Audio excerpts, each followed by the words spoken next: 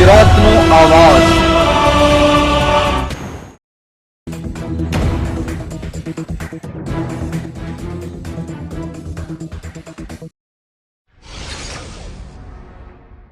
ભરૂચ જિલ્લામાં ધોધમાર વરસાદથી જનજીવન પ્રફુલ્લિત। 9 તાલુકામાં સાર્વત્રિક વરસાદ। ભરૂચ જિલ્લામાં છેલ્લા 2 દિવસથી વરસાદી વાતાવરણ વચ્ચે ધોધમાર વરસાદ વરસી રહ્યો છે।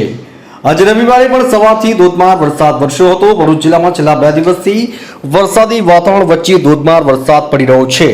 ત્યારે આજે રવિવારે પણ સવારથી ધોધમાર વરસાદ પડ્યો હતો। સમગ્ર દક્ષિણ ગુજરાત સહિત ભરૂચ જિલ્લામાં ધોધમાર વરસાદ વરસી રહ્યો છે।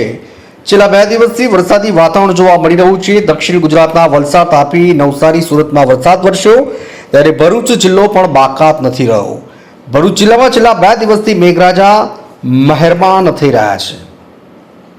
કાળા ડિબાંગ વાદળોની ફોજ સાથે વરસાદ વરસી રહ્યો છે। ભરૂચ જિલ્લામાં વરસેલા વરસાદના તાલુકાવાર આંકડા પર નજર કરીએ તો જંબુસરમાં 6 મિલીમીટર, આમોદમાં 1 ઇંચ, વાગરામાં 2 ઇંચ, ભરૂચમાં 7 મિલીમીટર, ઝઘડિયામાં 2 મિલીમીટર, અંકલેશ્વરમાં 8 મિલીમીટર, હાંસોટમાં 15 મિલીમીટર, વાલિયામાં 7 મિલીમીટર તેમજ નેત્રંગમાં 14 મિલીમીટર વરસાદ નોંધાયો હતો।